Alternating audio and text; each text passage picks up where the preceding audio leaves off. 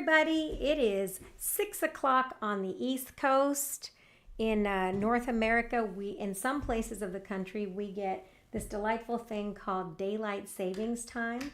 So we lose an hour from Saturday to Sunday.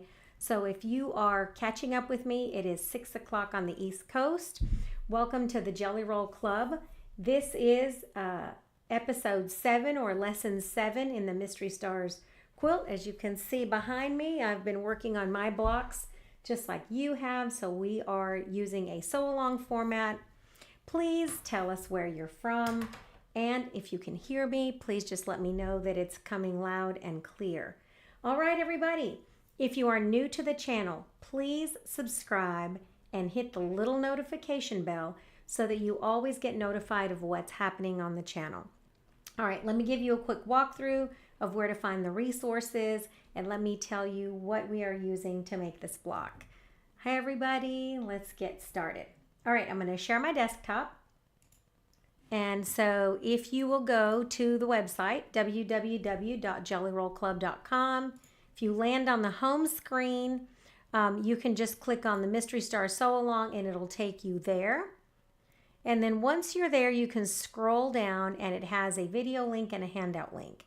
Now, what happens if there's templates or additional things that are not on here? You can always go to the YouTube channel and there's something called the community tab on the YouTube channel. And so if you click on that, so let me go to YouTube and show you where to find it. If you go to the Jelly Roll Club and you go to this little tab up here at the top called community, you will see links to foundation paper piecing templates or hand piecing templates that people have requested. And there's also pictures. So if you want to see pictures of what we've been working on, you can go there. But that is called the community tab, okay? All right, friends. So that's where you find the resources, and let me tell you what we're gonna need. So we're gonna need this handout today, and it's the template handout. So it says templates for the pinwheel star, which is Mystery Star number 7, right? And then you have the handout, which showed you an image of the star. And if you notice in this image of the star, it's done in 2 colors, red and blue. And if you notice, one is darker and one is like a medium or a lighter color. And what that does is that gives you like a 3D effect on that star. Anyway, this star is a classic 6-pointed quilt star, and it is based on, it's like inspired by the Lakota Morning Star block. And so we're going to be doing that. I'm going to show you how to use freezer papers to construct the pieces that you need, and we're going to do some inset seams, which you haven't done yet. But there's a lot of things you need to cut out, and so we're going to go ahead and get started. All right, friends, if you want to make your blocks oversized so that they are finished 12.5, that's fine. But at the end of this series, we are going to, here, let me flip it. We are going to be adding a sashing in between the blocks to allow you to accommodate for different size blocks. So if your blocks are not all identical, don't panic. There's always a way to fix that. All right, let's get started, everybody. All right, so what you're gonna need is some freezer paper, and I just use this basic Reynolds freezer paper, and it says plastic coated. I don't know if you can see that, but it's waxy on one side and like a dull papery texture on the other side. And let me show you what that looks like. So I've been working. So if you look at this paper, it has a glossy side, if you can see it, and that feels waxy, and then there's a rough paper side. And so what you're going to want to do with your templates is you're going to want to take and cut them out. And you're just going to take and rough cut around them if you want. They don't have to be exact. But what I like to do is either rough cut like this or exact cut like this. And you're going to take just a glue stick. And on the back of that, you're going to glue that template straight onto the paper side, not the waxy side of this. And so you're going to take and you're going to stick it down like this. with your finger. Just give it a good rub, and then you're going to give it a cut like this. So you're going to want the waxy side to the other side. So you just cut, cut, cut. And what that does is it does two things for you. Number one, it allows you to get a more rigid template. And number two, it allows the templates to stick to your fabric. So I like doing that. I just kind of rough cut it. Doesn't have to be perfect because I'm going to be using my rotary cutter. And so I'm just going to kind of rough cut that. Okay, so those are some of my templates, and this is how I'm going to prepare them. So you have several template pieces. You have these right here, which are like a mirror image. If you notice, A and B are a mirror image, and they fit in these little points at the bottom and at the top. That you have this side inset piece called C on your templates, and that fits on the side of your star. And so you have 2 pages total. You have A and B on the first page, and then you have C that goes on the outside. So these 3 pieces get cut from background fabric, and you need at least 3.5-inch wide strip for that. And so if you have a 3.5-inch wide strip, that's what you need for those 3 pieces. Next, you're going to use jelly roll strips for this piece right here, which is E, and you also have a piece that's the identical size, which is D. And so for these little skinny long pieces that look like triangles, you have E and D, and those are cut using jelly roll strips. And I'm going to show you a shortcut for these. All right. So once you get these glued down, you're just going to trim this exactly on that line. There's a dotted line, and that is your seam allowance. So you want that seam there. Do not chop it off. And so I'm just going to trim and make it small. Okay. So the first thing that I'm going to do is I'm going to build my diamonds. Let me show you how I'm going to build that. So I'm going to cut E, and you can cut E and D out of the same template. So if you want to save yourself a little bit of time, you can only use one of the templates. You don't have to have them both. And so I have E. And so the first thing that I'm going to do is I'm going to take 2 jelly roll strips, and I'm going to sew them together with a 1/4 inch apart on both sides. And so I took my jelly roll strips, one color and the other color, because there's 2 colors, right? So color A and color B, and I stitched a 1/4 inch seam on both sides of my jelly roll strip. So one color on one side and one color on the other. Once I stitched a 1/4 inch on both sides, I'm going to use this template right on that line, because this seam allowance is this seam allowance. So I want this solid line to land right on my stitching right there. And I'm going to cut it like this, and what I'm doing is I'm cutting my diamonds in one motion. So let me show you what that looks like. So that's the first thing that I'm going to do, is sew both of these jelly roll strips, one entire strip of color A and one entire strip of color B. If it's easier to cut the strips in half, you can. And so then I'm going to lay that down, and I'm going to take my iron, because this waxy finish will enable my template to stick to my fabric. And so what I'm going to do is I'm going to lay that down, and then I'm going to take my hot iron, and I'm just going to press that down. And what that does is that enables my template. If you notice, my template's not falling off. So what I could do at this point is I could actually hand cut it if I wanted to, like this. Right along that edge, I could literally just hand cut it. Or if I wanted to use my rotary cutter, I could use my rotary cutter. But this is one way of using your templates that's actually super accurate, is literally to just hand cut. And just like that, it's stuck. And when I peel it off, I have my diamond. And the reason I like doing it that way is because I'm cutting 45-degree angles. And so what I want is I want those triangles not to stretch. And I'm going to carefully push my fingers in the center without stretching it too much. And I'm going to take my iron and then I'm just going to run it vertically along that diamond to keep it from stretching. There are blunted ends on this diamond if you've noticed, and that's because you're cutting off the bunny ears or the dog ears. So just make it as flat as you can.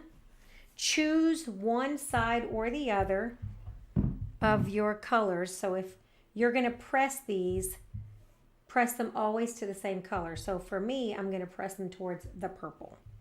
And then you'll have these little threads that you can pull off. But this is how I'm going to cut all of my diamonds. Super easy. I'm going to do that again just so you can see. I have that piece, right, that has that weird angle now. I'm going to take where I cut this piece off of this side. I'm going to take and rotate, and now I'm going to use it on the opposite side. I'm going to line it up right along that edge so that this solid line at the bottom and the solid line at the top lines right up with my stitching. And if it lines up with my stitching, which this does, then I know that my 1/4 inch is pretty accurate and there should be about 1/4 of an inch left. I can press this down on the other side, and what that will do is my template will just stick to my strip. So I'm going to line that up with that bottom edge. And I'm just going to take and I'm going to press my template right on there. And the freezer paper method just makes cutting your templates a lot easier. If you notice, it sticks, and it'll stick several times. Once this is no longer sticking, you can use your other template that we had on there, your template D, and you could make all of the pieces. And so you're going to need a total of 6 of these diamonds. And so I'm just cutting them off. I'm cutting off the bunny ears like this. And then I can just carefully peel that off. And that gives me the diamonds that I need. And so I'm just going to carefully peel that. And it doesn't leave any residue. It doesn't stick. And you're just going to keep doing that all the way down your strip. Okay? And so this is just a little shortcut. Super easy. I love using freezer paper with my templates just because it makes it so much faster. And as you can see, I've already started. I was playing with this block before I came online. So let me just press all of these and try not to stretch them because these are all bias edges all the way around. But this is super easy. You can cut lots of wonky shapes like this using freezer paper. So if you notice, all of mine are pressed the same direction. They should have been pressed the same direction. Towards the blue, towards the blue, towards the blue, towards the blue, yep, towards the blue. That one went the opposite way. And so just press them all the same way because you're going to want your seams in the middle of this star to swirl, and you're not going to want all that bulk. So make sure that all of these are pressed the right direction. And if you get it wrong like I did, no big deal. Just carefully press without stretching your pieces. Okay? Super fast way to cut your pieces. Like I said, you can cut them with scissors or with rotary cutter. It doesn't matter. So I should have 6 of these. 1, 2, 3, 4, 5, and this is number 6. So the same thing, I'm just going to pull it open. All of mine are going towards, the seam is going towards the blue. So I can just carefully take my finger and turn the blue towards me. And like I said, I'm just laying my hand on there. I'm not really stretching that because if you stretch it, you're in trouble because you're going to have a distorted diamond. Okay, so all my diamonds are now done. because I just use that shortcut. And so anytime that I can find a shortcut in a technique, I do. And there you have it. And that's how you make 6 triangles really, really fast. All right. So let's see. And then you're going to have some of this left over. So if you want to, you can save those and make yourself something else. But I always save my scraps. These are my scraps from my jelly roll strip. And I'm going to use those later. Okay, so now we have background fabric, and I have some scraps left over, and I also cut a 3.5 inch strip of background. And so what I'm going to do here is the same exact thing I did before, and I could use my wool mat, and what I'm going to do is I'm going to press my A and my B. If you notice, if you cut 3.5 inches wide, this should fit exactly. I made mine a tiny bit wider to give myself some room. And you're going to cut your A and B just like that. You're just going to take it and you're going to press it onto your strip so that you can cut those out. Super easy.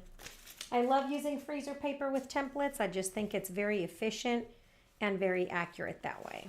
And your templates are not wiggling around all over the place. I'm going to need 2 A's and 2 B's, so I'm just going to do this by doubling up my fabric. And so I'm going to double it up just like this. This is a batik, so it doesn't matter, but if you are cutting these with fabric that has a direction, then you're going to want to put those either pretty sides together or ugly sides together, just so that you get 2 of the same shape, because this fits this direction across the top and this direction across the bottom. It's just rotated.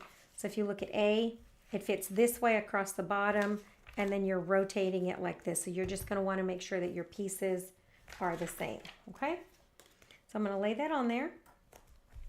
I'm going to take my iron.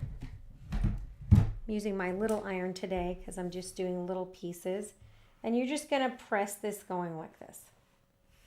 And I don't use too much heat. But now that you see it, see how it's stuck to there? Makes it easy. So I could rotary cut this if I wanted to. Just like this. When I'm doing stuff like this that I need to turn around, I just use my little mat. And if you have a little skinny ruler, like a jelly roll ruler like I do, you're just going to use this to cut those out. I'm going to line that up with that outside line. And this is an easy ruler to use because see how it has that 1/4 inch seam? I can line up that 1/4 inch seam right there, and I know that I'm going to land exactly where I need to land on the outside. And so it helps me to line it up. So if you have a ruler that has the 1/4 inch seam marking on there, it's super helpful, because then with these templates, you just line it up along that line and you just trim it like that.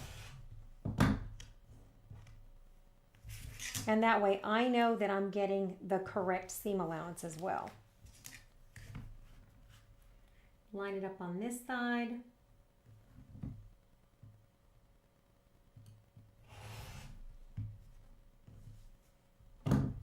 There's the excess that I had, and I can just rotate that. Without moving my fabric too much. There's extra paper on this one, so it's okay. And I'm lining that up. My ruler, like I said, my ruler has a 1/4 inch line, and I'm lining up that 1/4 inch line with the solid line on my template, okay? And then I'm just going to take, and where it has a bunny ear that you're supposed to trim, just trim that off. And I have 2 A pieces. So I have 2 of these A, and it just sticks to the freezer paper. You're going to peel that off. So I have 2 A's that look like this. And then I'm going to make 2 B's exactly the same way. Will only take me a minute. Like I said, freezer paper is very, very handy for this. If you've never played with freezer paper in your sewing room, I encourage you to do so. All right. So now I have B, from the background fabric. So A is from the background fabric, B is from the background fabric, and so is C. All right. So just like that. If you want to, you can cut it again with scissors if you want to, or you can trim it with a rotary cutter. Either way, it doesn't really matter. You're just going to lay it right on the line. The 1/4 inch line lines up with the solid line and the outside of my ruler with that dashed line. And then I just turn this little board. I like using these little tiny cutting boards because they're just handy when you're working.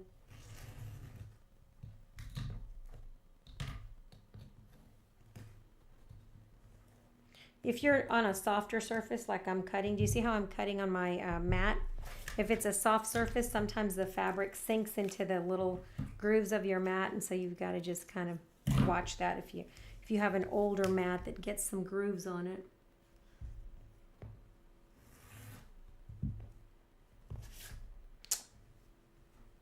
Did you see what I just did? Not paying attention, and I cut my seam allowance off.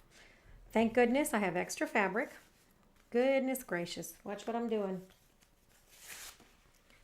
I'm going to stick that on there, and now I'm going to have to add the seam allowance to my next piece. Goodness gracious. Live TV. You get all the bloopers.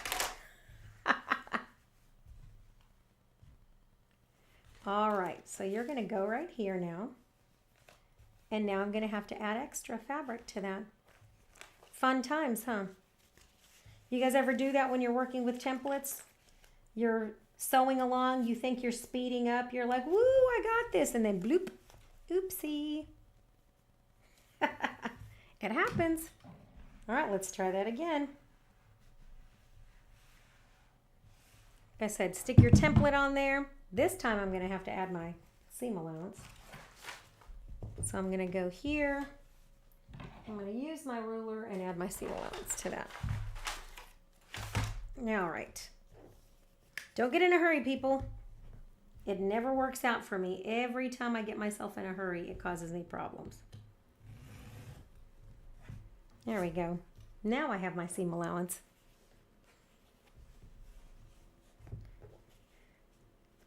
So has everyone introduced themselves in the chat? Tell me what you're working on. I'm trying to figure out what I want to plant in my garden this year. Last couple of winters have been really ugly, and what has happened is my plants have some of them have suffered, and so I'm going to have to plant some new things. All right. There we go. Now I added a seam allowance, so be careful when you're chopping. So this is A and this is B, and if you're not ready to sew pieces together, you can always just leave the paper on there, and that's another benefit to this method is you can just literally just stick that on there with the iron, and it'll keep them together so you know which pieces you're working with. So that's one way. And so then I just have to do item number C, and like I said, there's 2 pieces together, and then I'm going to do C, which is that weird little side piece that I had. And where did it go? And I'm going to put that on some freezer paper.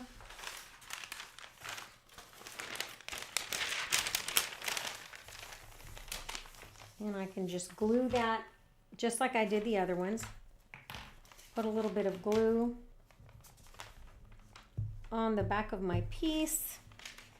When I iron that down, the glue will dry. That's another thing that'll happen is that glue will dry really, really fast.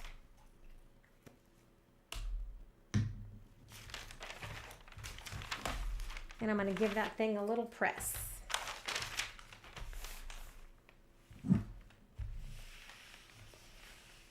So how many of you guys have done inset seams before?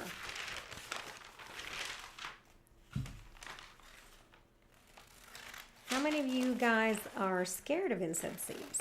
I'm not, and I'm going to show you how easy it is to do them.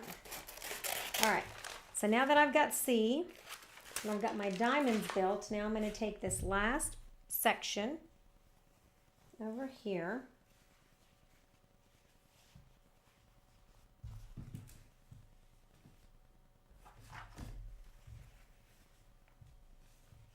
I gotta get rid of my shorty.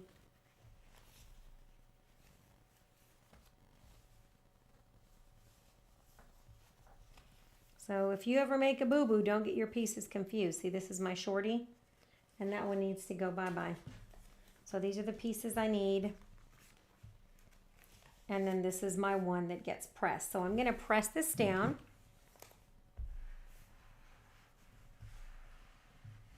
Just like that. And again, just like the other ones, it sticks to my fabric, and I can either cut it with a scissor and go really quick with my applique scissors, or I can just take and cut that with my rotary cutter. Either way, this is a super fast process, and it's actually pretty accurate. All right, chop on that line. Try not to cut on the inside if you can avoid it, but cut right on that line. Okay, now that I have all of my background pieces, I'm ready to start assembling my diamonds that I have here and my 3 outside pieces. So I have A, B, and C and all of my diamonds, 6 of them to be exact. If you are not comfortable piecing your diamonds like this, and you happen to have a diamond ruler like this one, then one of the things you can do is you can cut 3.5-inch strips. You just put a piece of cardstock. You can cut 3.5-inch strips, and you're going to want to cut your diamonds 3.5 inches wide if that's the ruler you're going to use. So if you don't feel like cutting your pieces like this and you would rather feel more comfortable using just a solid diamond, you could use this tool right here to cut a 60-degree diamond. And this tool is super easy to use. You cut a strip of fabric the width of that you want your diamond, and then you just lay that on your strip and you cut on both sides and you get your diamonds the exact size. So let's get started. Okay, so now that I have A, B, and C, we're going to start with piece number C, and we're going to sew 1 diamond on this side, if you notice, towards the center, and 1 diamond going this side towards the center. And so I want all of my diamond pieces to go the same way. So I'm going to take this piece right here, C, and I should have 2 of them, and I'm going to mark 1/4 of an inch using a pencil in from both sides. And so I'm going to mark this little dot, and I'm going to take my ruler and I'm going to mark 1/4 of an inch away from the edge. If you want to, you can just take and you can draw the line just like this. I'm going to draw a little line. If you see it, I marked it with pencil. I don't know if you can see it. And then I'm going to go the opposite direction. So I go one side and then I go the other. And I'm going to mark 1/4 of an inch away. So I'm going to use my 1/4 inch line on the opposite side. So I'm going to line up that stitch, that 1/4 inch stitching line with the outside edge, and then I'm going to mark right there. And right here, I end up with a little X, and that's X marks the spot. When I sew my diamonds on here, I'm going to sew from this edge 1/4 of an inch away, and I'm going to stop 1/4 of an inch away. So these are all going to be inset seams. So I'm going to need, on this inside curve right here, I'm going to need to mark 1/4 of an inch stopping point and 1/4 of an inch stopping point and 1/4 of an inch. So in 3 locations. Now this is a batik, but you're going to want to mark that on the wrong side of the fabric. So now I'm going to take this one. I'm going to do the same thing. Use my little 1/4 inch line, and I'm going to mark my stopping point right there. And then I'm going to take my 1/4 inch and I'm going to mark my stopping point right there. And so there's my spot. X marks the spot. I'm going to do this on this corner. And the reason I'm doing this is because this is where you're going to start and stop your stitching. When you're doing inset seams, you have to have that starting and stopping point. And so there's my point. One on this side, and this side, and this is the outside of my block, okay? So I'm going to take and I'm going to pull this off. And this is the wrong side of my fabric. This is the right side. So the first thing that I'm going to do is I'm going to lay that down right side up. I'm going to take my diamonds right side up, just like this.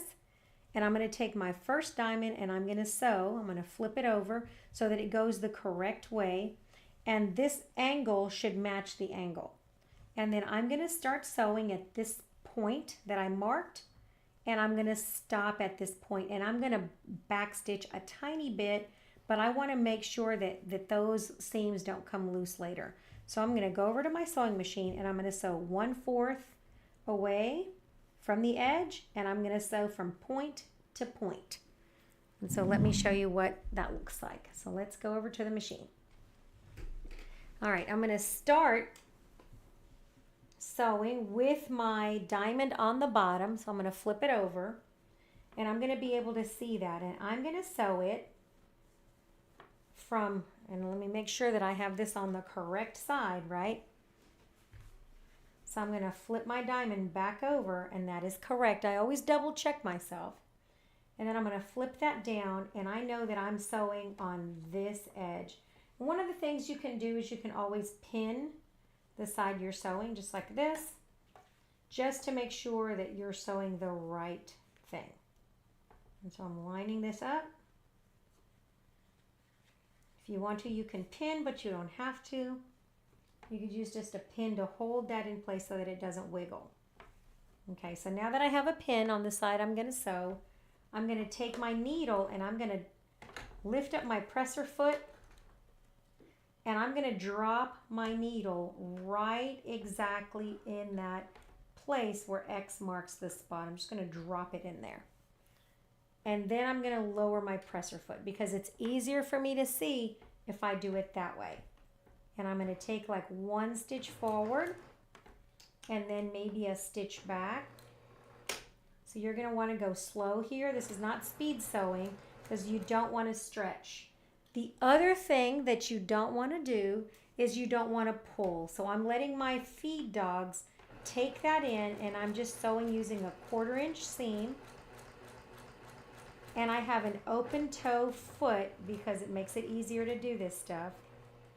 And then I'm going to stop at that next spot and then go backwards 1 stitch. And then I'm going to pull it out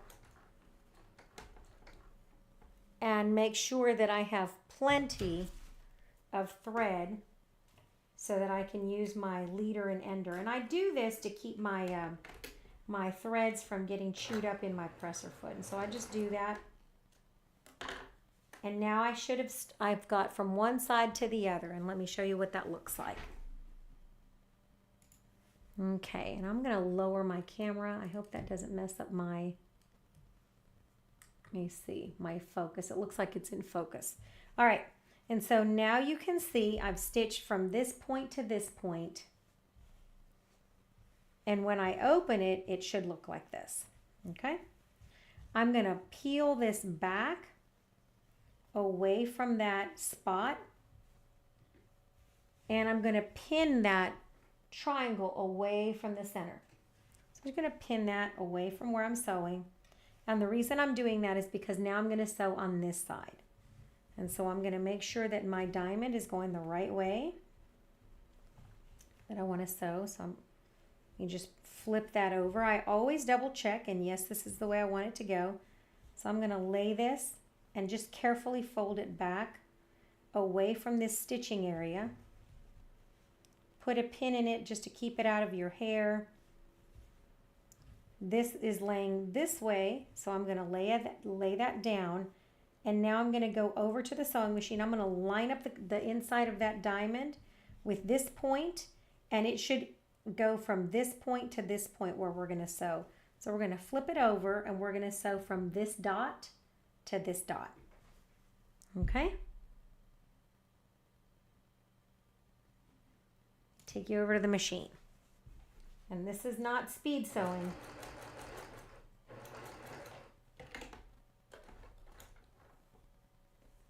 Okay. Inset seams can be a little bit tricky if you're not used to it, but if you just take your time, they're actually not that bad. Same as I did before. I'm going to take and I'm going to lower that needle in on right on that spot. So my needle's dropping right there. I don't know if you can see that. And then I'm going to sew, line it up, right? Pivot so that it's nice and straight. And then I'm going to sew.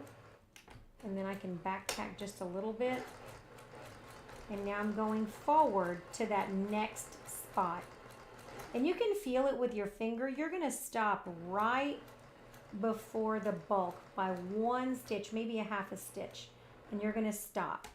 And then you're going to go back one stitch. And you're going to pull it away. And so you don't want to sew over that area because that's called an inset seam. And if you do, it'll kind of make it a little bit wonky. But if that happens, all you got to do is get your seam ripper out and you can fix that. No big deal. All right. So now that I have that, I can pull those pins out, right? So I can pull this back. And now what I have is this thing that looks like this. And what I'm going to do is I'm going to go from this side and I'm going to fold this in half.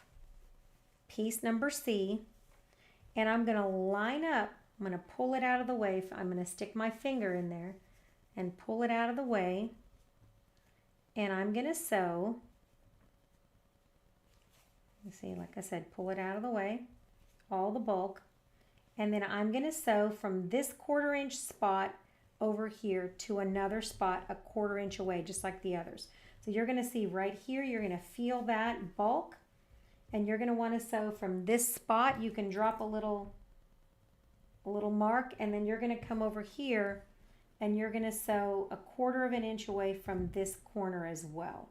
So you're going to come in a 1/4 inch on this, along this stitch line right there, right? So I'm going to mark it.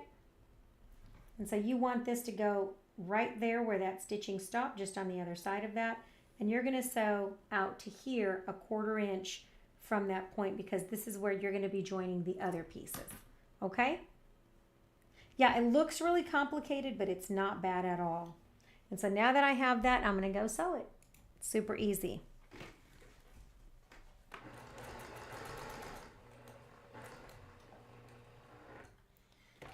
I'm going to take my machine. I'm going to bring that needle down right where it needs to go. Like I said, put the needle down first and then drop your presser foot. It's the easiest way to do this. And then sew along that edge. Take your sweet time. And then stop right at the stitch line, right there. And then go back 2 stitches and then pull it out. It looks like a super complicated block, but if you just take your time and you have an accurate 1/4 inch seam and you measure your stuff, it's not bad at all. And this is the reason why I have the templates, because the templates make it accurate. Now, what happens if your printer settings are different than my printer settings? You should be printing this with no scaling at 100%, and that should give you the correct size. But if it's not, like I said, we can use a little bit of sashing in between all of these blocks, and it'll make them work. Okay. So now that I've sewn, we're going to take this, it looks like this, and you're going to press it from the back. And so you're just going to lay this down so that it goes over to one side, and then this is going to go towards the diamond. And so I'm just going to kind of wiggle it a little bit just so that it lays the way it needs to. And I'm going to come in with my iron and I'm going to press like this from the back. Just flatten that. Don't try to distort it, but just flatten it like this with your iron. All right.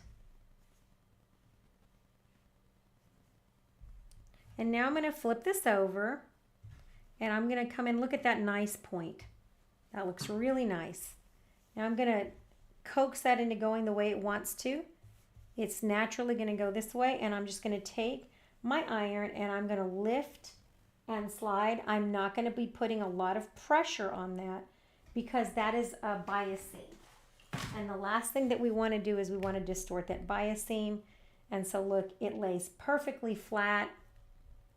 I put a clapper on there, and look at that nice sharp point and flat seam. Super easy.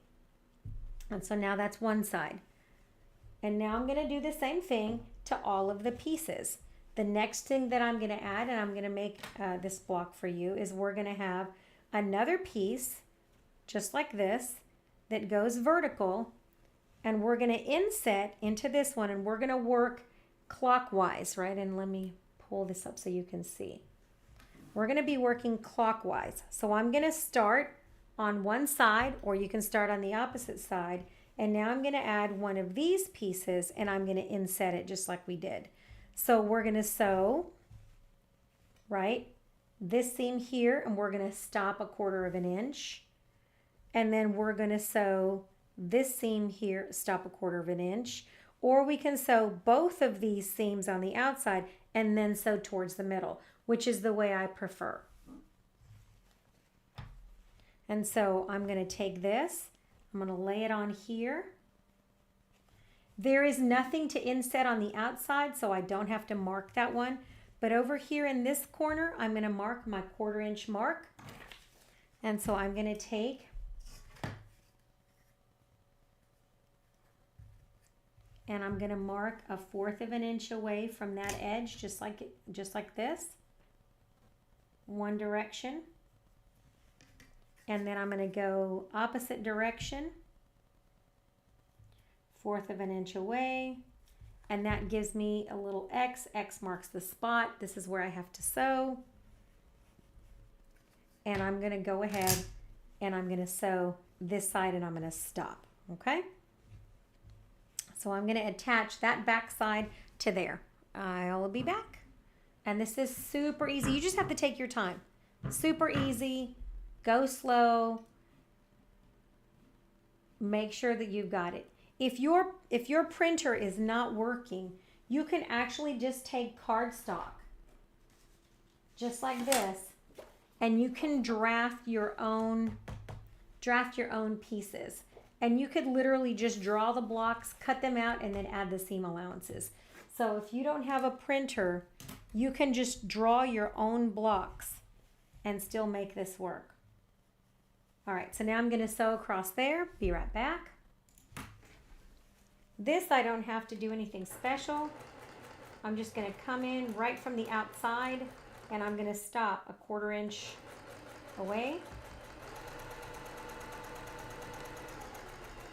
I'm going to sew to the magic point right there, and then I'm going to go backwards and pull it up. Like I said, this block looks super complicated, but any confident beginner can actually do this block. And if you just have scraps, just use your scraps to work on this if you don't feel comfortable using your swanky fabric. All right, so now this is like this, right? This edge, and it has 1/4 inch, so I'm going to pull that back, and guess what'll go there?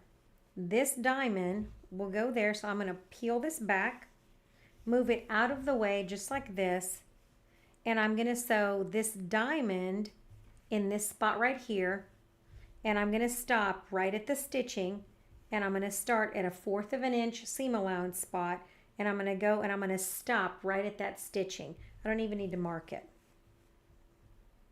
And so I'm going to pin that so that I remember what side. I can feel the spot, and I'm going to sew right there, 1/4 of an inch all the way, and I'm going to stop at the stitching. Drop that needle right where it needs to go,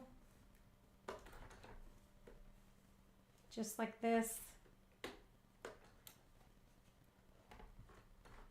There we go. And like I said, I always leave that little leader and ender so my machine doesn't come unthreaded. And then sew that 1/4 inch seam. And you're gonna stop right at that stitching and go back 1 stitch. And then just prune this and put it where it goes, down here at the bottom. And this just saves me a lot of hassles of having to waste a bunch of thread, rethread my machine. And that's how that goes. All right. Now that I have these two, we're gonna do the same thing we did before. We're gonna rotate, and I'm gonna rotate that piece so that it matches, right? And if my 1/4 inch is accurate, that should actually match on the end, and it does. And so both of these pieces should be the same length. And so I'm just gonna pull this extra just carefully, just lay it flat so that that lays flat. And then I'm gonna sew, it should be like a little V-notch. It should look like this. I'm gonna lay this so that it's on top, and I'm gonna sew from that little dot that I drew before over here, and I'm gonna stop at the 1/4 inch seam. So I'm gonna draw that one again. And like I said, don't panic. If your 1/4 inch seam is accurate, this is gonna work out. So 1/4 inch and 1/4 inch, and that makes like a little X marks the spot right there, and that's my spot. And I always kind of mark it so that I know I'm stopping right there. Does this make sense?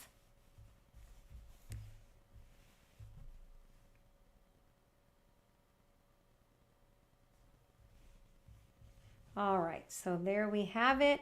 So now I'm going to attach the next piece, and you're going to see how quickly this just goes in there. I love using templates when I have complicated blocks to cut out with a lot of wonky angles. It just makes for some very accurate piecing. So if you're new and you've never sewn with templates, you've only used rotary cutters, templates are very, very good for all kinds of little wonky shapes. Like I said, 1 stitch forward, 1 stitch back. Normally I don't back stitch, but when I'm doing inset seams, I do.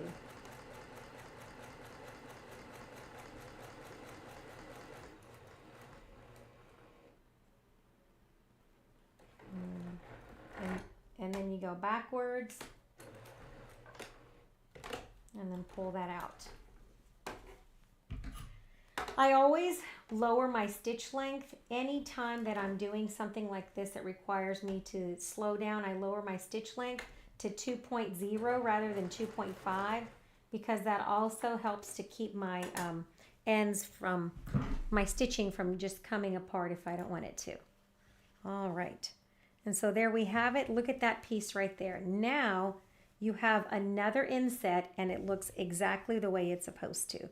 And so I'm going to take it, and the same thing I did before is I'm going to coax that so that it lays down, because what I want is I want all of those seams to go the same direction like this. That way when we get to the middle, it's not going to be bulky and it's going to swirl. Some people will fillet those, open their seams, but that makes a weak seam, and then you end up with more bulk if you open them. So when I do this, I do not open my seams. And so this, I just kind of coax it with my fingers a little bit.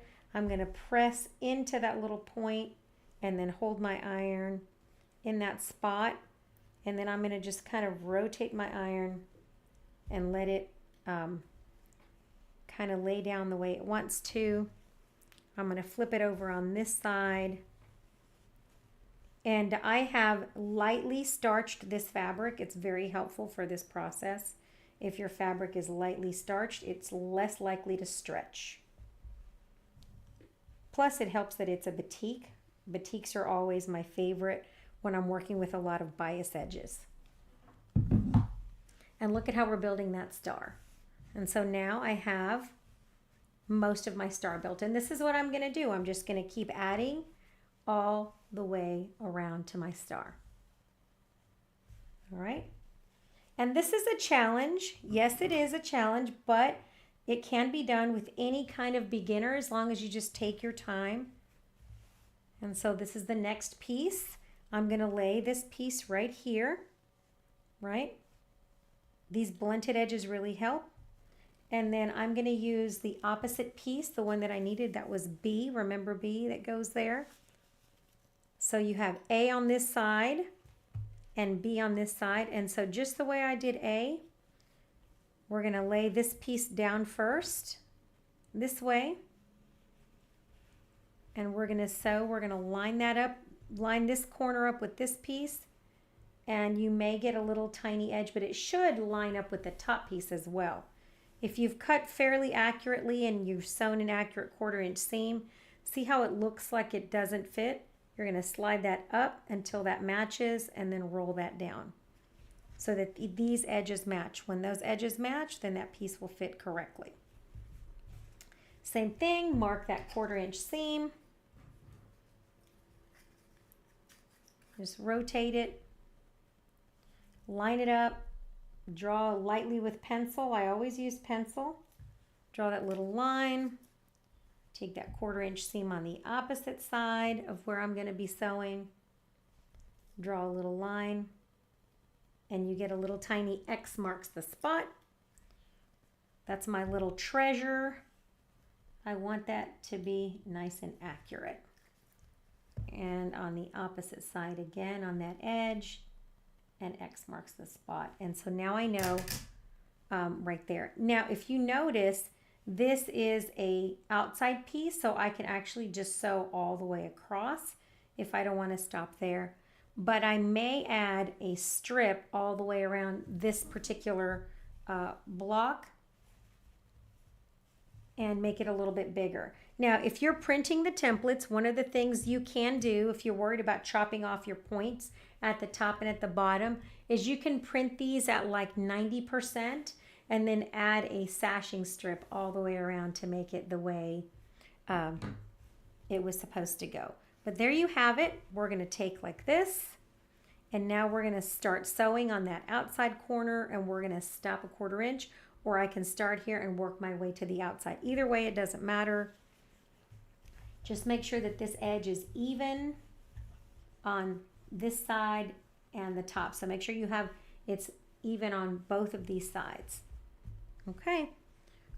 And you're going to just see easy peasy how this is going together. All right. I'm going to come in from the outside so I don't have to stop or start any specific way. I'm just coming in. I like to mark those corners. It tells me whether or not my 1/4 inch seam is accurate. I'm going to come in.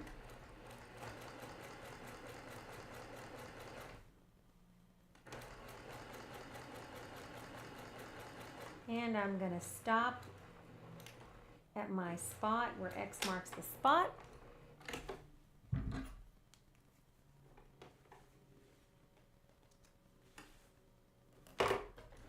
And that is all you have to do, ladies, to go all the way around. It's like a little, you're building your block all the way around. And so there I have it. There's the next one. It should have a 1/4 inch overlap. If you notice, there should be a 1/4 inch overlap. In the block image, it shows an exact point. And the reason that shows that is because this is your 1/4 inch seam. And so you want to have this little, I don't know, hangover excess right there. So you want that. See right there? You want a 1/4 inch seam allowance so that point doesn't get chopped off. All right, friends, and this is it. Same as we did on this half, you're just going to go all the way around. You're going to take each of these and you're just going to continue working. Just like this. I'm going to lay it like this. I'm going to attach it. This one has a little bit of excess and that's okay. So I'm going to flip this over, right? Line it up. And this is what has to be sewn together. So you're going to want to make sure that you flip this out of the way and that this goes on there, or you can sew this one first and then sew this one next. Either way it works. And so I'm going to move this out of the way. just like I did the other ones. You're going to pin that and you're going to sew that diamond before you come in and sew that other outside piece. So whether you sew one side or this side, it doesn't really matter. But I'm going to attach this to the inside. I'm going to sew 1/4 inch away from that edge, 1/4 inch over here. Like I said, if you want to mark every time you can, I've done this enough, and I'm going to go take my chances at my machine. Say a prayer for me so that I don't have to rip it with my seam ripper. I don't want to pull Jack the Ripper out today. Like I said, it helps if it's a batik, and it helps if you lightly starch. And then put a nice pin there to keep them from shifting. And let's go sew that.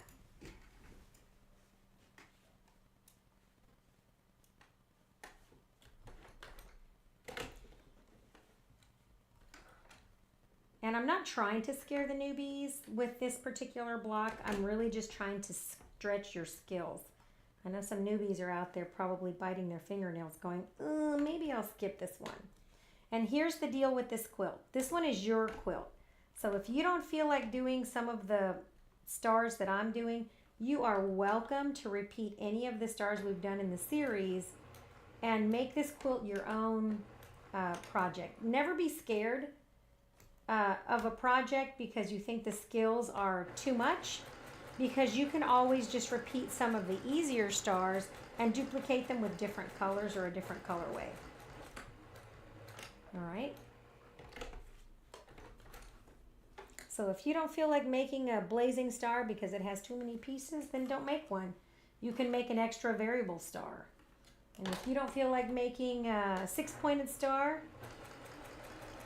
then you don't have to. If foundation paper piecing is not your favorite, then don't do that. Do whatever works for you, okay? All right, and look at that. See that? And if this is your first time, you may want to go back and watch the other videos. And so now that I have this, now I can rotate this around, and I'm going to pull this out of the way, and I'm going to make these edges even, and I'm going to sew. And if this piece is too much, don't worry. It's supposed to be that way because we need it for this inset. If you notice on this side, how it has that seam allowance that's about, let me see, how big is that? It's about 1 inch. You're going to have an extra flap here, and don't panic. That's how it's supposed to be. All right, so rotate this over, fold it, rotate it over. And if you want to sew this section later, you can. And what you can do is come down here and sew this one together, stop, and do the other piece C. So if you want to do piece C and then sew that seam, and then C and then do that seam, you can. And so that works as well. So if you want to sew this one, we can always pin that out of the way like this. So you can either sew in order or you can sew out of order. But if you think this one is easier, you can mark this piece and you can sew these 3, and then you're going to sew that last piece at the bottom like this, and that is all that you have to do. If you want me to continue putting this together, I can stay and keep living. Or if some of you figured out, oh, this is easy, I can do it, you can sign off. Either way, it works for me, but I'm just going to keep sewing because some people may want to see how I tackle these challenges. And so I'm just going to go here. Like I said, I'm going to take my little marks and just mark, mark, mark. 1/4 inch seam away from each of these edges. Super easy. Lemon squeezy. All right. This is my outside, so it's going to go on here. Just like I did before, I'm going to sew this one, then I'm going to sew this one, then I'm going to sew down the middle, just like I did on the other side. So line that up, pin it, bring it over to the machine.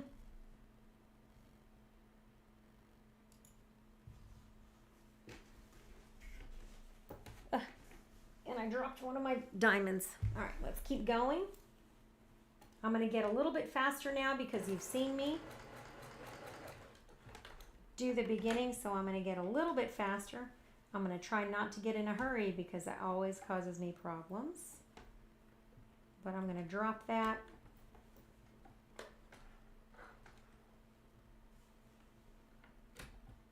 Right there. There it goes.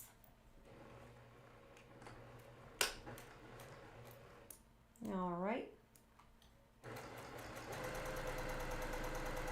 I'm going to go faster now, but just like in all the other ones, I stopped right one thread before that X, and then I back stitched. So if you can remember that, you're just like a thread shy and then you go. That's kind of helpful. Don't pull your thread, because if your thread gets pulled, then it can cause, if you pull your threads, it can cause that to pucker, and it should just lay flat. Okay, that's piece C. And so I'm going to do this piece right here. Same as before, I'm going to lay that down.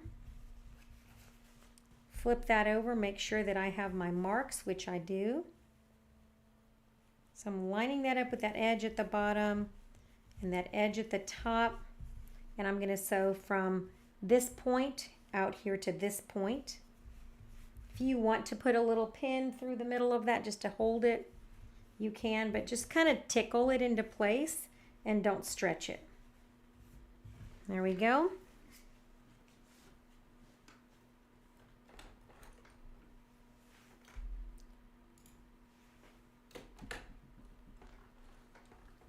I think I'm going to have to get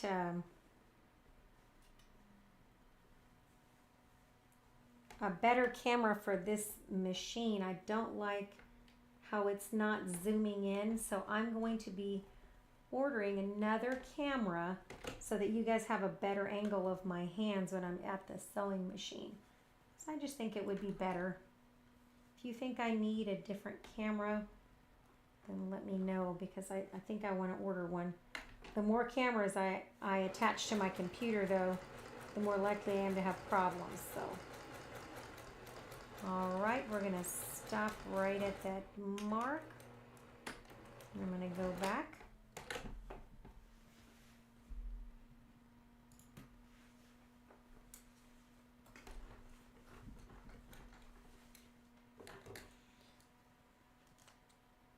My poor little computer is already humming away from all the cameras and microphones and things I've got attached, so I don't want to stress out my little computer.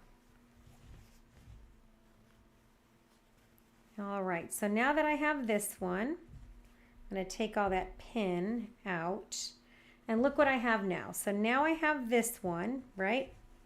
And just as before, I'm going to fold that over. And I'm going to move this, see the little, move that out of the way, that seam. And I'm going to sew from this corner to the inside, just like that. I'm going to pull it straight out. And I'm getting the bulk of that seam out of my way.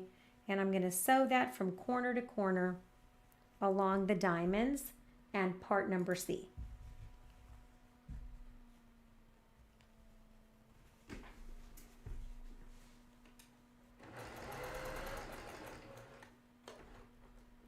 This series is a skill builder. I like to do skill builders just because I think it's good to try a variety of techniques. If you have never tried applique, I have a skill builder for applique, which has a bunch of little gnomes. I think that it's always good as a quilter to just kind of expand your skill set so that you're not afraid to try all kinds of interesting patterns out there. I'm going to be building a series of quilt blocks using equilateral triangles because that's a challenge to myself, that I want to do more triangles in my quilts. And so we'll see how that goes. I'm writing a couple of patterns that are whole quilt patterns, and so we'll see how that goes. For those of you who've been wondering about the status of my UFOs, I have a UFO behind me that I'm almost done with. It's almost ready. So if you've been following along on my UFOs, that one right there, which is like, it just uses jelly roll strips and a 6.5-inch ruler. That one's almost done. I just need one more row and I'm ready to go. All right, so look at that. We have C is attached, right? And so I'm going to take and I'm going to press just to keep it from puckering. I'm going to take my iron and I'm going to press right into that and then just lay them flat. And same thing here. I'm just going to take my iron and go right into that corner and then lay it flat. And just lay your iron on there. Don't stretch. And then when you flip it, look at that nice point. It looks really, really good. And now I can just take my hot iron, press that flat, because what I want is that nice sharp point. And here in the middle, I want all of those to swirl, so I want all my seams to swirl. Okay, now I have this top corner right here. And so I had folded it back, but now I need to sew it straight across and connect it to C. So I'm going to fold it along this middle line just like this. And I'm going to line that up so that it lines up with the outside. And if I have accurate 1/4 inch seams, then that should fit, and it does. And so now I'm just going to pin that right where that diamond is, and I'm going to sew from here straight out. So from that little dot that I drew, straight out, just like to the outside.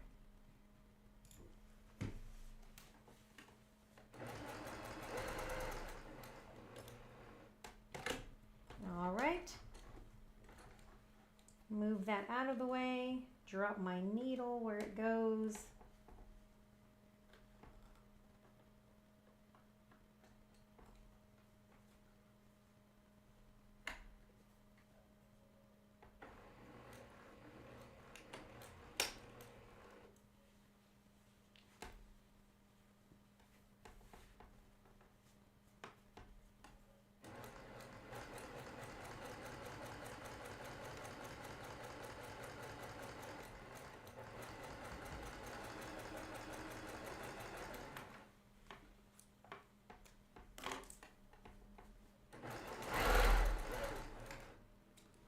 There we go. Look at this. This is coming together pretty well. All right, so now look what we have. Now we have this top section, and all we've got to do is add B and C to the bottom. And so I'm going to come up here just like I did before. And this one is going to be pressed. I can either go that direction and press them all towards the diamond, which is fine. Or I can press it over to one side, but I like pressing it in towards the diamond. So I'm going to put my iron and just kind of push it straight into that diamond and then bring that over so that it overlaps like a flying geese. And then I'm going to flip it over to make sure that I don't have any tucks or puckers or anything. And then I'm going to flatten that out as flat as I can get it. Pressing to the outside just like this, and look at those nice sharp points. It almost looks like it's paper pieced.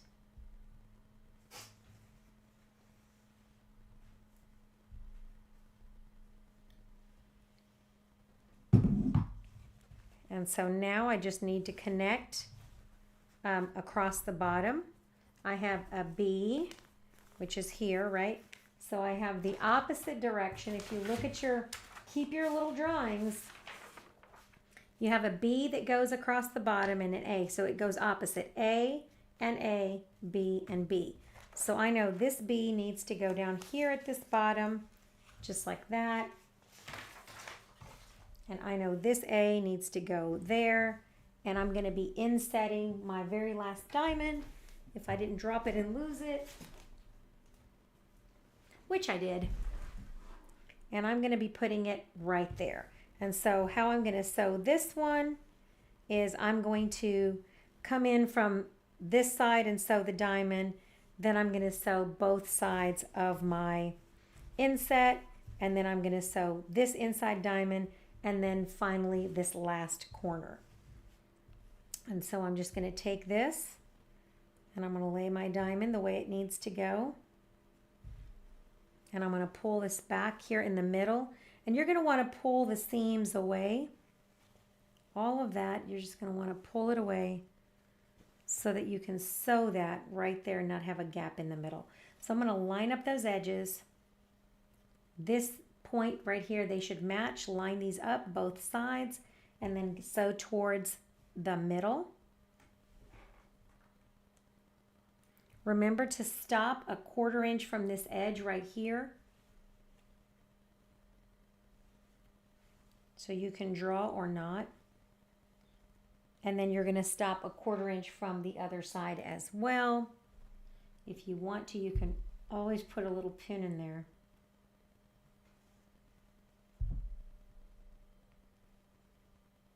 And so here we go over to the machine.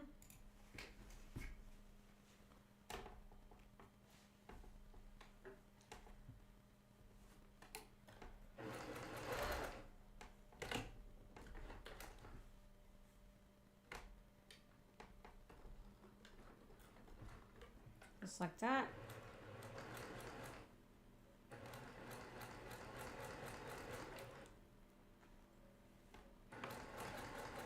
And you're going to stop right where the stitching is for that middle seam. And then you're going to go backwards. And just like you did in all the other ones, you're making sure that you're not running over all the other seams. You're only sewing one set of seams, right? You're not sewing 4 pieces of fabric at once, just 2.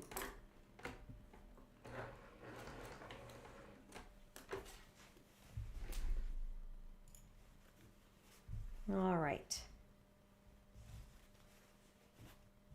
Now I'm going to sew this last triangle together.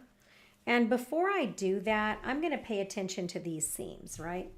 So I've got all of these seams, and I want my seams to all kind of swirl because that helps them to lay flat. So before I do anything else, I'm going to go ahead and make all of these seams behave themselves and swirl. And what that will do is that'll prevent from having a giant hump in the middle of my star, because the last thing I want is a great big giant lump in the middle. And so I'm just going to make sure that these seams are flat the way they're supposed to. So this is going this direction. And then this one is supposed to be going this direction. And all my seams are pressed just like this clockwise, right? And this is the last seam. I'm going to line up this point right here, and I'm going to sew towards the middle, 1/4 inch away, just like all the others. And I'm going to stop right before I get to this middle swirl.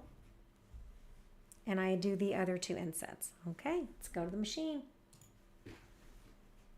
And this block takes more time than the other blocks. The other blocks you can finish in about 45 minutes if you're working quickly. This one is going to take you more like an hour and a half. The only exception would be the blazing star. The blazing star takes a little bit of time. Okay.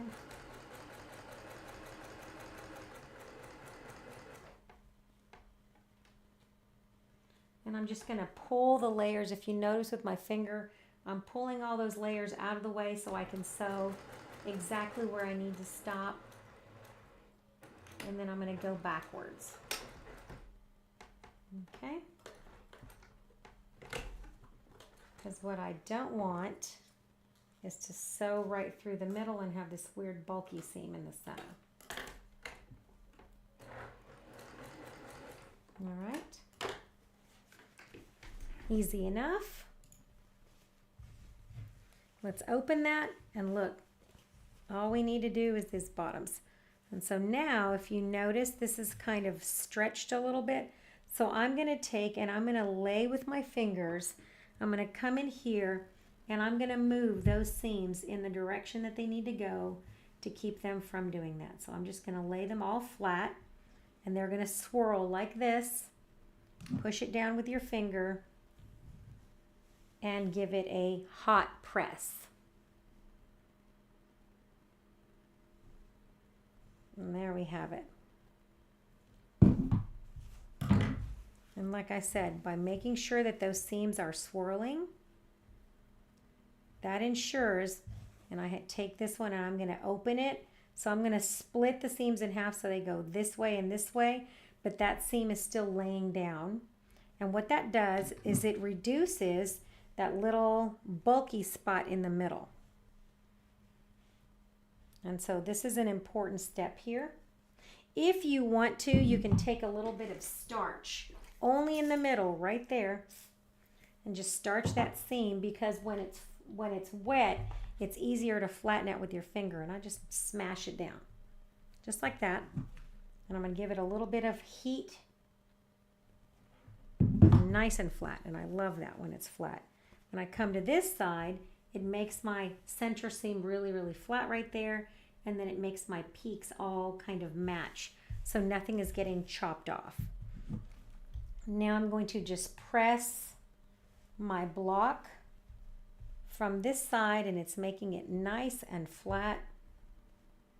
I'm going to heat up my big iron, I think. When I'm working with a little bunch of little tiny triangles, I like to use my smaller iron, but sometimes you just want a great big fat iron to flatten it all up. And look at how pretty that's looking. All right. Time for the bottom. And so this goes on this side. This goes on this side, and just the way we did it before, we're going to sew 1/4 inch seam away, 1/4 inch seam away, 1/4 inch seam away, and that's it, friends. This is literally it. This is literally one of the easiest blocks you're ever going to have. It seems like it's not, but it's actually pretty easy. Like I said, if you just lightly pencil those marks, I always lightly pencil my seams every side of it. Pencil always comes out, which is why it's my preferred marking tool. Some people like to use those friction pens and all kinds of other fancy air erasable pens. I have just found that a good old-fashioned pencil is cheap and easy, and it always washes out. Same with this piece. I'm going to now mark all of those edges, and the reason I'm doing that is because it'll just make it easier here for this last step.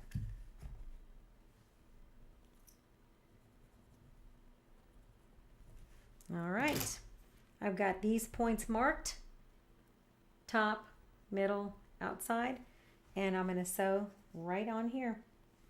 From the outside, I'm going to stop 1/4 inch. So I'm going to move this baby out of the way. See, this diamond is in the way. I'm going to move it out of the way. Pin it so that I'm not catching that in the seam.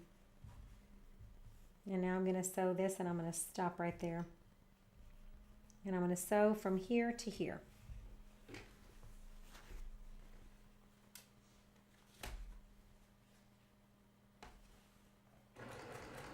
If any of your seams open up on you, like I said, just lower your stitch length. And then you can always come back and go over it if you need to. There we go. Drop it right where it goes. Up a stitch or two, back a stitch, and then out to the outside.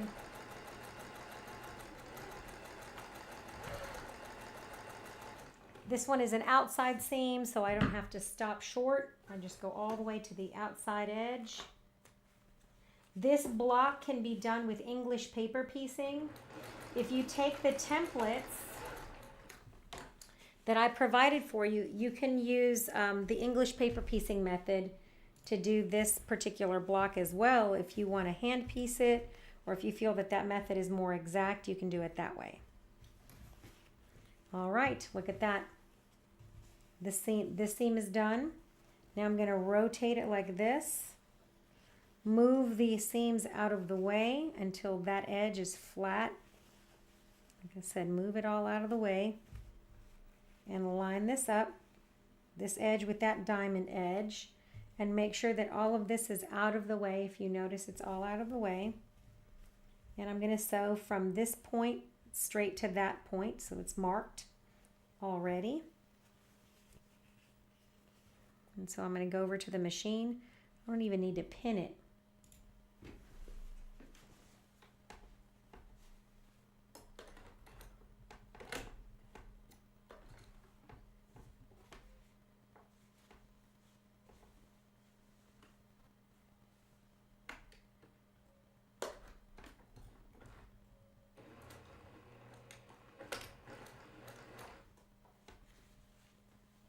All right, that's going to go straight to there.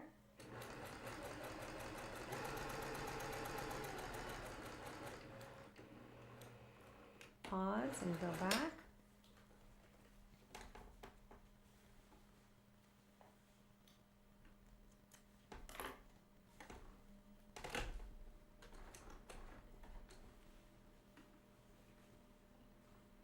And my machine came unthreaded. That happens sometimes when you do this.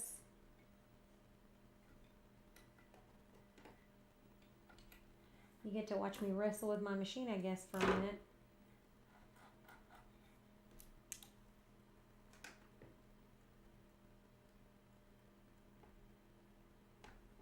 Maybe I should put my glasses on, huh, friends?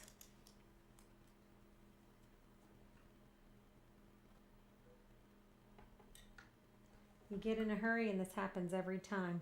Now you guys know I have this whole dilemma with my threader, right? My threader and I don't play nice together, so I just use a regular threader. Because you know what? Sometimes it's just easier to do it the old-fashioned way. There we go. All right, let me chop that out. Let me sew the center part. Look at this. We're so close, so close. Same with this corner like we did before. We're just going to come to the back. We're going to press right into that corner, just like that. This should lay down, so we're going to move, just take with our finger, tease it, lay that on there. And look at how nice and flat that is. I love that. This acts up like this. See how this seam has a little bit of bulk? If you want to, you can move that seam around so that it lays with the least amount of bulk, just like that. You can always, like I said, put a little bit of starch on a Q-tip and then drop it. Whenever you have like an unwieldy seam, you can always just put a little bit of starch on a Q-tip, dab the little seam that's giving you trouble, and then press it, because when fabric is wet, it's more malleable, but don't stretch it. And there we go. Look at this. Now, just the last one, and this is almost finished. This is looking really, really nice. And so this is how it goes. I'm going to press this so that it's nice and flat. We're going to press this point so it's nice and flat. And look at this, is laying really, really flat the way I like. Oh, these are my reading glasses I got at one of the quilt shops. All right, same with all the other spots. We've got markings, so we're going to lay this here. We're going to sew this one, and then this will be our last seam on this side and then on this side, and this will be completely done. And it's actually not so bad. For those of you who are still with me, this is not a bad process. We're going to move this out of the way. Remember, the other seam has to go out of the way, so we're going to move it out. We're going to want to rotate it out of the way, and we're going to start there. So I rotate it out of the way, I kind of pinch it, see I push it back so it's not in the way, line up these edges, and then go sew them.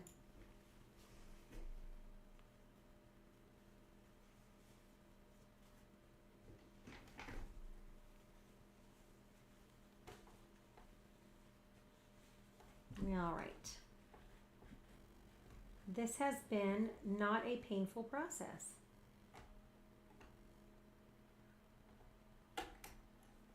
So move that out of your way. I'm sewing on the outside because I can sew all the way to the edge. Right here where this seam is, just rotate that other stuff out of your way. Hold it with your finger.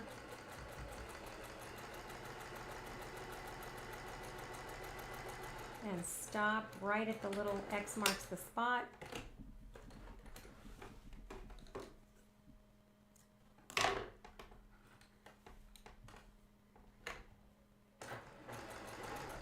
And I always use my leader and ender. I hate breaking thread. All right, look at this. One more seam. All we have to do now is line it up. So I'm going to take and I'm going to fold it that way. Move that little seam into place. It should fit just like this. That little blunted edge should fit right against the two sides of that, and this should be nice and flat. Move this out of my way.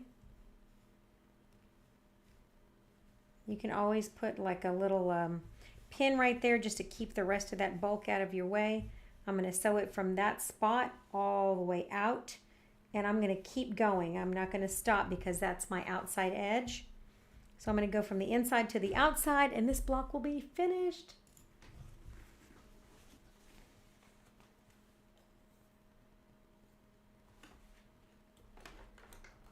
All right. That is not bad. Only one boo-boo when I was cutting. I cut into my seam. Other than that, not so bad. All right, pull the pin out of the way. Take a stitch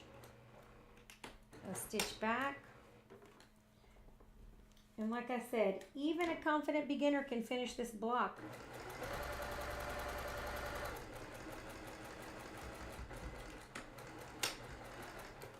All right, friends. Let's do the big reveal.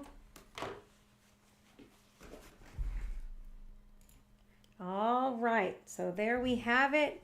Look at this block. I just need to press this last piece, and that's all we need to do. So we're going to take and we're going to just press into that corner so that it lays the way it's supposed to. Like I said, if you want to lay that flat, you can. Just press into that corner the way it's supposed to.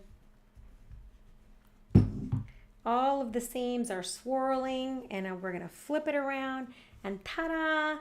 Give me a big fat heart if you like that. Look at that block. It's not so bad. If you feel like it's a little tiny bit puffy, it can happen because these are all seams which are biased. So you're just going to spritz it with a little bit of starch, just like that. And you're going to pat it, only the star, not the background.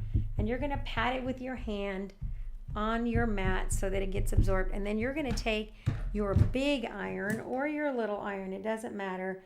And then you're just going to go up and down just like this. And what that does is it flattens out all those little biases that like to be a tiny bit ripply from time to time. But look at that block. It's really, really flat. Think it looks nice. There we go. Now it's dry and it's flat, and now I'm going to take my big iron and I'm going to put a lot of heat on there. A hot dry iron, no steam because I've already dried the starch. And look at that. That block is absolute perfection. So there it is, friends. You raise that up so you can see the entire thing. Here is the 6-pointed star. Let me measure it to see how mine measures up. It should be a 12-inch block, a tiny bit bigger than that. And mine is right at 12, well, it looks like it's 12 and a half inches. So mine actually is the size it's supposed to be. And so I printed my templates at 100% on 8.5 inch by 11. If you're outside of the US and you're using A4 paper, it may be off a little bit, but that's okay. You can always put a border on there. All right, friends. I love my cordless iron. This is what it looks like. All right, if you like this star, give it a big fat like. Look at how pretty that turned out. It is a lovely star. This would be great if you could do it scrappy because you could just put 2 jelly roll strips. Use all those jelly roll strips you've got piled up. This would be great in Christmas fabrics. This would be great in any kind of fabric you wanted to do it. There it is, friends. All right, that's it for now. I hope you like it. If you are new, go back and watch the other episodes because there's lots of stars. I'm going to add my star to my collection because I'm actually building 2 quilts, one in batiks. So I've got one where all of my stars are made out of batiks. And then I have one that's a patriotic one. So I've got 2 stars going on, 2 star quilts going on simultaneously. And this has been a lot of fun. All right, friends, if you want to see what the star layout looks like, I'm going to start adding more of the stars to the layout, and I'm going to post that on the YouTube channel under the community tab. I appreciate you joining me. Get out there and enjoy the sunlight. Our days are getting longer in the Northern Hemisphere, and this is going to be a great, great quilt. I'm so excited. I can't wait to see you guys. The next time that we get together is March 24th. Let me check the calendar. And yes, indeed, it is March 24th. We're going to be making shooting stars. All right, my friends, goodbye for now. I hope you guys have a great work week. I've got to turn in my lesson plans because that's what teachers have to do. All right, friends, I'll see you guys later, okay? Bye-bye. Thank you for stopping by. Give it a thumbs up. Bye, everybody.